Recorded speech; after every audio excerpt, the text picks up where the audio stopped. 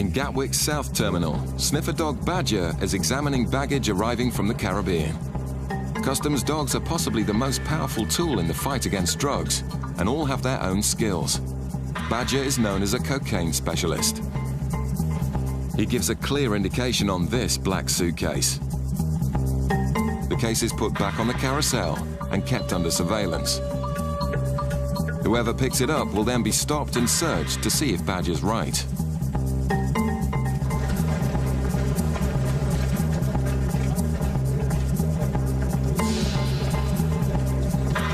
A passenger collects the suspect bag and then attempts to pass through the controls. But Customs Officer Phil is waiting for her. Hello there. Hi. Where have you just arrived from? You travelling by yourself? Yeah. Can you come to a bench for us, please? It's good to come up to this one here for us. Thanks very much. Your passport, you please. Have a quick look.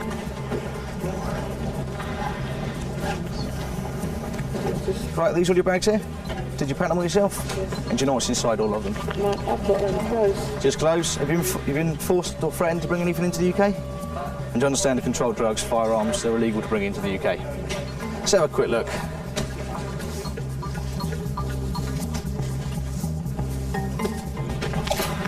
You got the keys, please?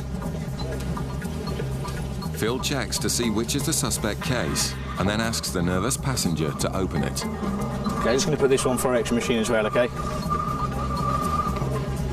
Phil can't see anything yet, but an X-ray shows what looks like organic material in the wall of the case. So that's probably what we're looking for.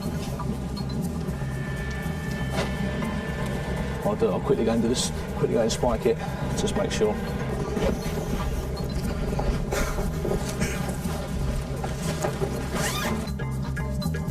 Phil finds a white powder, which he tests to see if it is cocaine. Let's see.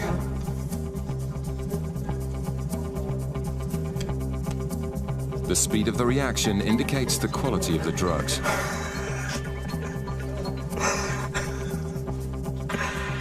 It's actually not reacting. It's gone now, look. It's sort of. It's obviously not very good quality. That's what we were hoping for, but a bit quicker and a bit more. The purity is low, but Badger's legendary nose for cocaine has sniffed out another smuggler. OK, the time is 07:32, and I'm arresting you on suspicion of being involved in the importation of a controlled drug. You do not have to say anything. It may harm your defence. Do not mention, when questioned, something which you later on in court. Anything you do say may be given evidence. Do you understand? Yeah. The woman's face says it all. Bootleggers use ferries to bring in large quantities of tobacco, and officers are cracking down on so-called backy buses. Amongst all the innocent travellers, are passengers offered a free trip away by bootleggers, as long as they agree to carry back the guideline allowance of tobacco, which the organisers then collect and sell on the black market. Did either of you purchase or obtain anything while you were away? I just got 100 cedis. 100? Yeah. Yeah, and what And I about got you? some tobacco. Yeah, how much have you got? 20. 20 what? 20 packs of 10. Right, OK. Can I ask you just to pop within? Yeah. That officer just to have a quick look at your bag. This passenger has 10 kilos of tobacco worth nearly £2,000. Now it's up to the officers to find out if it's for her own use. If not, it will be seized. In Bristol, dozens of flights a day arrive from outside the EU. Officers target these flights to make sure no one brings in more than their allowance of 200 cigarettes to sell on the UK's black market. Usually bags are X-rayed to catch the bootleggers in the act, but today a passenger hurrying through the customs channel alerts Jane, who pulls him in for a chat in the search bay. Have you got any cigarettes? No. None at all? No? Can you just get that one up on the bench and I'll just have a quick look in it, please? Well, I won't walk away now, just take it. You have got Yes, cigarettes? yes. What? Can you just get that up there? The initial lie didn't work, and it's closely followed by another. Tell me how well I got. Right, OK. But Jane's having none of it. Can you get the other case just up on that bench and open it up for me? Both bags are full of Turkish cigarettes, and the passenger is full of lies. Have you got any in your hand luggage? Yeah, all right. Yeah. Well, you are, yeah. We're not under arrest, so... No. No, What? I can walk away. Well, we'll do you some paperwork. You are obviously over the allowance, so they are going to be seized. It's not against the law to do it. Well, what I'm going to do is do you some paperwork. The goods will be seized and destroyed. And if he's had goods seized before, he may face a fine or a prison sentence. In Portsmouth, Nikki's now questioning the ferry passenger carrying 10 kilos of tobacco to work out if she may be carrying it for someone else. How many times have you been on previously? I was here last month. Last month? No, sorry, September. Okay. The 2nd. Right, and how many times have you travelled on the Bilbao this year? About 3. About 3 times? Yeah. Okay, have you been stopped by customs before? No. No. A few simple checks tells Nikki that this passenger is also telling lies. She normally brings in 3 kilos and a full quantity of cigarettes as well, and I've done that, but that was back then. Just see if she's been jobbed before. So as well. She's a well-stocked customer. Lying to a customs officer isn't a good idea, especially if you want to keep your tobacco.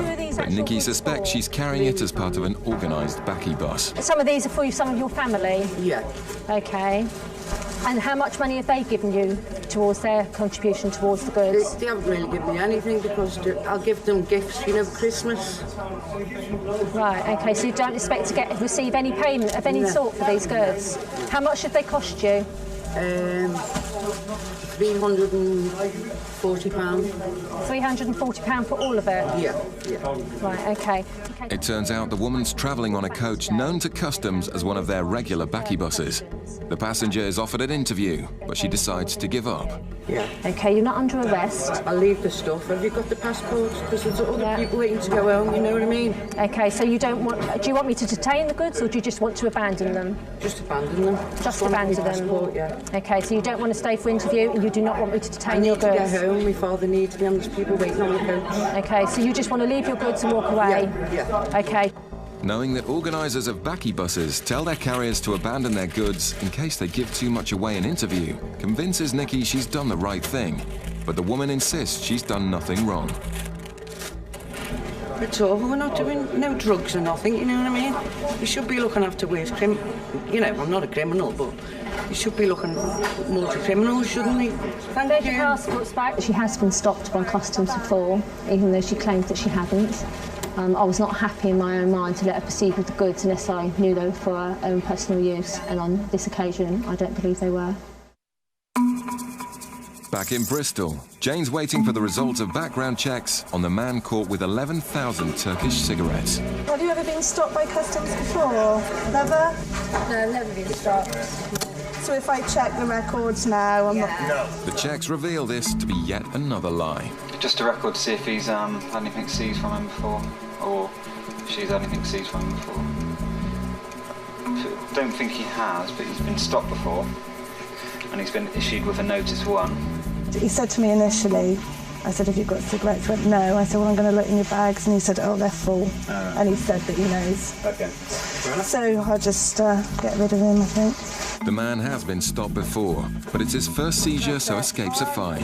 Although he's lost the cigarettes, which will be added to the billions taken off the black market by customs each year. You could tell that this was for resale because of all the different brands. Yeah. And there was no luggage. Yeah. And they were both trying to race through without getting eye contact with anyone. And that was why I went after him, because I think he was trying to get out quite quickly. Meanwhile, the woman in Gatwick's South Terminal won't be leaving just yet. What, just leave that there? Just come around here. Go and take a seat on the far side, please. Okay, do you understand why you've been arrested? No. Okay, we found what we believe to be a controlled drug in your bag. She's keeping quiet. Not surprising, as there's around 1 kilo of pure cocaine in her suitcase. So it's all the way around the bag. You can feel it as well, how thick it is. Good job. The woman's taken to the custody cells for questioning. If found guilty, she could be facing a long prison sentence.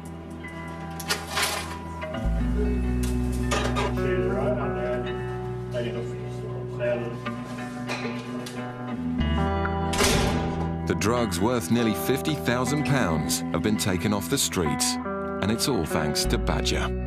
There's always that time between the indication when they actually find it. Sometimes it can be up to sort of quarter of an hour before they actually give you the thumbs up there's something there.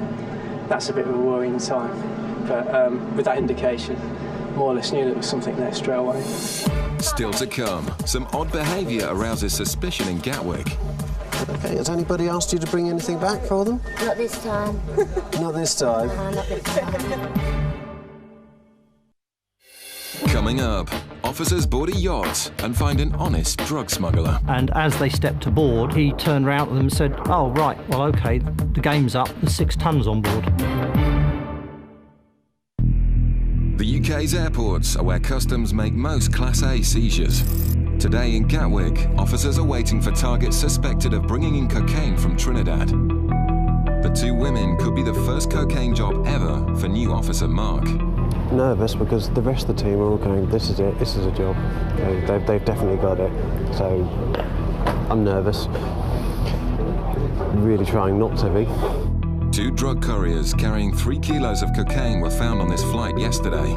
These 2 women were meant to be on that flight, and their highly excitable behaviour is raising suspicions further. Thank you. Okay, has anybody asked you to bring anything back for them? Not this time. Not this time? No, not this time. We were too naughty to do it this time. Okay, right. Is it back to work then on Monday? No, children, we're housewives. Yeah, got a lot of small housewives too. Cooking and cleaning. Obviously, just flying out somewhere very nice and... Tuesday was horrible. Oh, was it? Yeah, it was They're very so rough horrible. and rude. And their dogs are treated like rats. And we could be kidnapped. We had to be escorted everywhere we went. Right. Okay. So this is going to sound a silly question, but obviously the tickets for getting out there and staying out there could be quite expensive. How did you pay for your tickets? Somebody provided us them. Oh right, that was nice of them. Who was that then? Was that Tony? That was nice of him. Why did he do that? He's got quite a lot of money, to be honest with you. Their behaviour and their story convince Mark that he's about to get his first cocaine seizure, but the first swab shows no trace. Completely clear. Chris joins Mark to dig a little deeper. Hello. Christopher. Oh, really? Right, now, do you need a hand? Yeah, would you like to sit my one? Actually, if you've just taken the words out of my mouth. Or do you want me to or if you want to pop this this through, just... Yeah, well, it was just... Oh, yes. Oh, how exciting. Not as exciting as it sounds. I'd like an X-ray while I'm here. Well, we could actually arrange that if you wish, but not just yet. We'll cross that.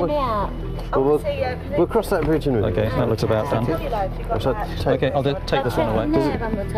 Yeah, don't worry, we'll get that sorted. Can I come with you? That is obviously... There's something not quite right there. Yeah. The fact is it's not opening and closing properly, which to me is a bit suspicious. Feels a little bit heavy at the bottom here. I'll just have a quick look. Where are you taking him, Michael? I'm sure he'll be as gentle as he can.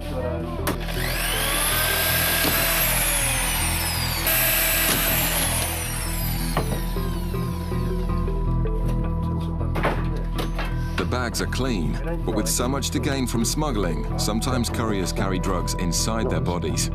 We'll go for a strip search, presumably, rather than... What I'm about to do, I'm going to go and speak to a colleague because I'm going to ask for somebody to do a search of person. Search of Yeah, because of... well, that's not something that we can know. It would just be a visual. It would be a visual inspection. Well, because of where you've come from. Hang on just a second. Hang on just a second. Where you've come from, you've both said to me, obviously, you're housewives, you don't have the money. Obviously, you said Uncle Tony's paid for it. No, that's absolutely fine. But obviously, we come across people that don't have money that other people pay to go out and bring drugs in. So it's something that we need to check. They're not happy, but a body search will find the truth.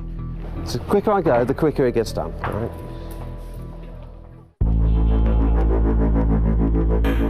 Officers aboard the cutters protect our coastline against drug smugglers, who are a constant but invisible threat. These high-powered ships operate in all weathers, but in September 2000, A storm off the coast of Cornwall drove them back into Falmouth in search of shelter. Always on the lookout for suspicious activity, they noticed another vessel taking refuge from the heavy seas. The vessel, rather than coming into Falmouth, it turned and went to the other side of Carrick Roads, which is into a small harbour, which is actually St Mawes. The officers thought it was a local, but then watched as it tied up in a dangerous position. As the tide started to go out, they realised that this mooring was actually on a mud bank or a sandbank, and the yacht was actually settling and starting to tip. Always ready to respond to a fellow sailor in need, the cutter decided to help. So they launched their onboard rigid inflatable, their rib, motored across into St Mawes Harbour, went to the vessel and challenged it. The officers had come to help, but the man on board was a smuggler who made a startling confession. And as they stepped aboard, he turned round to them and said, "Oh, right, well, OK, the game's up, there's 6 tons on board." The officers' act of charity had paid dividends. They were completely flabbergasted. The first reaction was, and what do we do now? And then somebody managed, so I better get a notebook out and make a note of this, because effectively I've got a confession already before we go to court. At which point they arrested him. The skipper was John Moore. He led them into the cabin to see the drugs for themselves. There were bales of cannabis literally in every available space within the vessel. They also found evidence he wasn't working alone. But 2 passports were actually found on the vessel. So they decided that the best thing to do was to remove him from the vessel. 3 of the cutter crew stayed on board the ketch and wait and see if the crew came back in the morning. Moore's accomplices did return, right into the trap. It was about 8 o'clock in the morning. 2 men jumped into the cockpit of the yacht, and basically the cutter crew arrested them there and then. The accomplices, Craig and Needham, joined their skipper at the police station, where Moore's frank confessions continued. And he was presented to the custody sergeant. He was then asked, "What's your occupation?" To which he replied, "I'm a drug smuggler." This time, however, he'd failed. On the day of the trial, all 3 pleaded guilty to their part in the crime. Mr. Moore was subsequently sentenced to 10 years imprisonment, Mr. Needham to 4 years imprisonment, and Mr. Craig to 5 years imprisonment. 3 more criminals were behind bars, thanks to the keen eyes of the officers and a stroke of luck. The street value at that time was estimated to be in the region of £14.5 million. At the end of the day, the vessel being forced into Falmouth was really the only reason that we were able to intercept this load. Without that, it's very unlikely anybody would have known that this consignment of drugs was on its way. Back in Gatwick's North Terminal, Mark is still hoping to find his first drug smuggler. His 2 female suspects are about to be searched. So far, they've cooperated, but the daughter is getting angry. The search, yeah, obviously I can... We're going to have a search. As soon as we've had that search, I think we should be able to leave. We've got children to get back to. You're delaying us for no reason. Once you've searched us, you know we have nothing on us, so why are we still holding your custody? Their story suggests they're carrying drugs, and Mark waits expectantly outside for the results. Bend over slightly. No, slightly. That's right, and part the cheeks of your bottom. The strip search finds nothing, but Mark refuses to give up just yet. A pair of shoes from the lady that we've just searched. I'm going to swab them with our tool that checks for drugs, as it can be an indication that they've swallowed drugs. So I shall do that and get a result.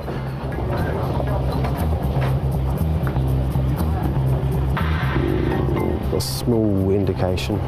The indication means Mark wants to do a body scan. 0.5, something to think about. With these indications, keen to go for an X-ray, which the mum has already sort of informally said she's happy to do. What about the daughter in terms of X-ray? Do you think she'll be happy to do that? She's not happy to be here at the moment. You don't think they're going to stay? You're going to have to look at arresting her? Worried about the daughter's reaction to the X-ray, they decide to arrest them. I'm arresting you on suspicion of being involved with the importation of a controlled drug. You do not have to say anything, but it may harm your defence if you do not mention when questioned, something which you later rely on in court. Who wants to go first then? Let's get moving. The daughter agrees to be X-rayed first. In just a few seconds, Mark will know if they've swallowed packages of cocaine.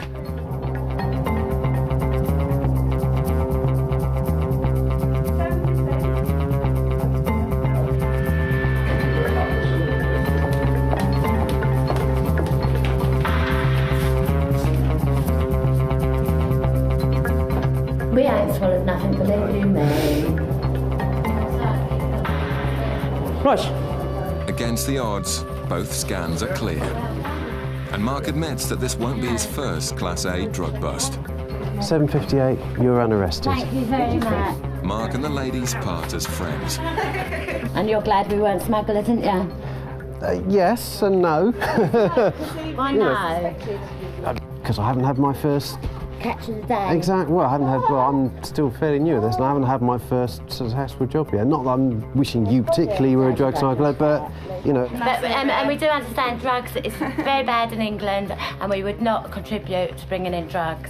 Because my husband died of a heroin overdose, my brother died of a heroin overdose, so I do understand drugs do not need to be in this country. I've got 4 children who I don't want on drugs, you know what I mean? So I'm anti-drugs, and I understand why you have to do this, you know what I mean? And all good on them, all good on them, yeah.